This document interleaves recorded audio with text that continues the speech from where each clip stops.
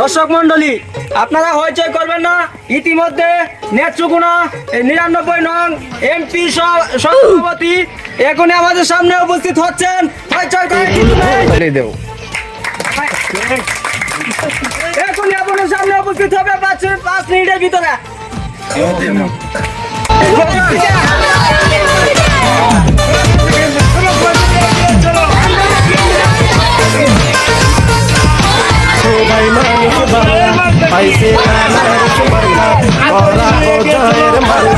জয় হবে ইনশাআল্লাহ, আল্লাহ রসের হবে জয়, সকলে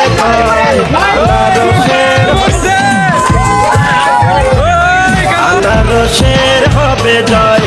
ও খালা গো, আল্লাহ রসের হবে জয়। জিতবে ভোটে সবাই মিলে কয়, আল্লাহ রসের হবে জয়। দর্শক মন্ডলী, আপনারা দেখছেন ইতিমধ্যে আমাদের নেত্রকোনা 99 এমপি মহাশয় সে এখনই উপস্থিত হয়েছে। তার জন্য এখন আপনাদের সামনে সে কিছু বক্তব্য রাখবেন। এখন আমাদের এমপি কে বক্তৃতা রাখার জন্য অনুরোধ করা হচ্ছে। এমপি সাহেব কিছু বলেন আমাদের উদ্দেশ্যে। বলেন বলেন।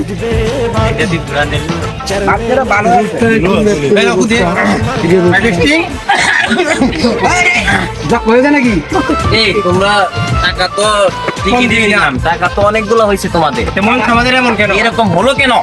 আচ্ছা ঠিক আছে, এটা ব্যাপার নাই, পরবর্তীতে তোমরা ঠিক করে লইও। হ্যাঁ ভালো করে। ঠিক আছে। সংগ্রামী বন্ধুরা আমার, আচ্ছা আমি বিগত 10-15 দিনের মধ্যে আপনারা দেখতে পাচ্ছেন আমরা একটা এমপি পদপ্রার্থীকে নিয়ে হাজির হয়েছি। সেই প্রার্থী কে হবে? এমক নিজেই হবে।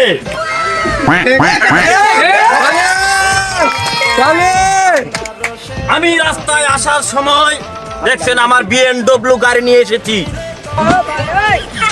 এটা কিন্তু অন্যের টাকা দিয়ে আমি করি নাই, আচ্ছা আমার নিজের টাকা দিয়ে করেছি। ইতিমধ্যে আমার গাড়িটার একটা চাক্কা পাংচার হয়েছিল, এরপর আইলছিদ্রি নেত্রকোনা থেকে আসার রাস্তার সময়। ঠিক কারণ কি? এই কারণ হচ্ছে রাস্তার সুবিধা না। রাস্তার সুবিধা না, কারণ রাস্তা অনেক বিভিন্ন জায়গায় গোটা হয়ে গেছে বৃষ্টির পানির কারণে। এগুলা দেখে আমার সহ্য হয় না, কান্দন আসে, ভিতর থেকে কান্দন আসে। তোমরা মনে করিও না যে আমি অনেক টাকা কষ্ট করতেছি তোমরার জন্য, জনগণের শান্তির জন্য আর জনগণের শান্তির জন্য। বুঝা লাগবো, তোমরা খালি হই হই কইরো না। মূলত যে আমি কথাগুলো বলতেছি মন দিয়ে শুনো। হ্যাঁ মাই স্ট্রিং, এই যে আসার সময় যে কথাটা তোমাদের সামনে এসে বলবো আমি, সেই আসল পয়েন্টে যাই।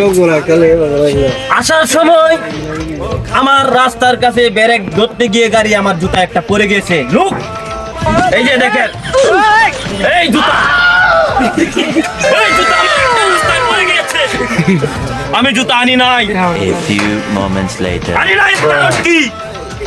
আনি নাই একমাত্র কারণ জনগণ এরকম দুর্ভোগের কারণ হয়ে দাঁড়িয়েছিল।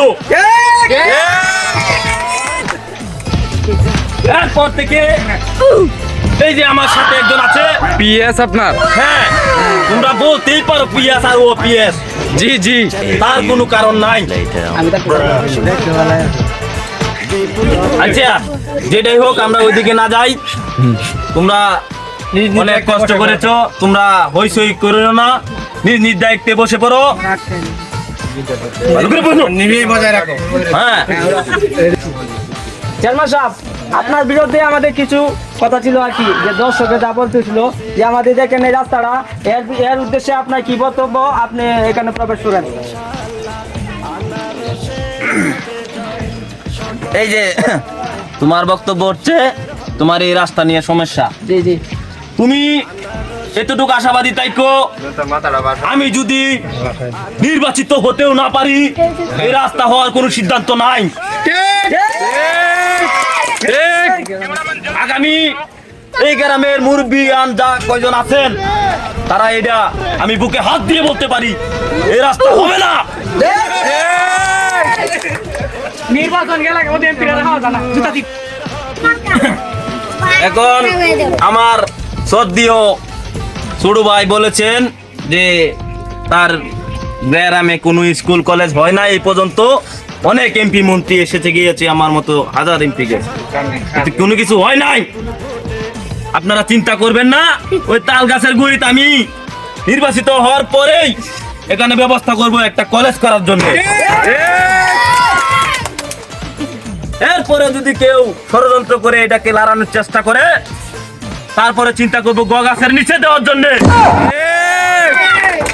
আওয়াজ কই? এখন আমার শরীরে অনেকটা জায়গায় জার্নি করে আসছি, সেই ঢাকা থেকে মাইমিসিং রুট হইয়া এরপরে এই গোল্ল চৌরাস্তার মোড়ে আমার আসা হয়েছে। এখন আমি একটু ক্লান্ত, আপনারা কেউ মন খারাপ করবেন না, আমার কিছু কথা এই আমার সহপাঠী বলবে, এখন আপনারা ধৈর্য সহকারে শুনবেন কথাগুলা। আসন দাও আসন দাও না ধরে নাও এই কামাল এই ছাতা ধরো। লোক তো কমান দিলা এমপি সাহেবের পিএস এর কথা শুনবো, ঠিক আছে? এই এই বলেন বলেন বলেন। প্রিয় দর্শক মন্ডলী, এতক্ষণ আমাদের চেয়ারম্যানের বক্তৃতা শুনেছেন। এখন আমাদের চেয়ারম্যানের শরীরটা খুব ক্লান্ত, তাই আমাকে বলতে হচ্ছে, আপনারা জানেন এই গ্রামে কোনো স্কুল নাই, কলেজ নাই, রাস্তা নাই। আমাদের এমপি সাহেব যদি পাস করতে পারে তাহলে এসব হওয়ার কোনো চান্স নাই। আপনারা জানেন তার মার্কা পয়সা নিয়েছে বাস মার্কা, সে যদি পাস করতে পারে সবাইকে পিছন দিয়ে একটা ভাও। ঠিক ঠিক ঠিক ঠিক ঠিক।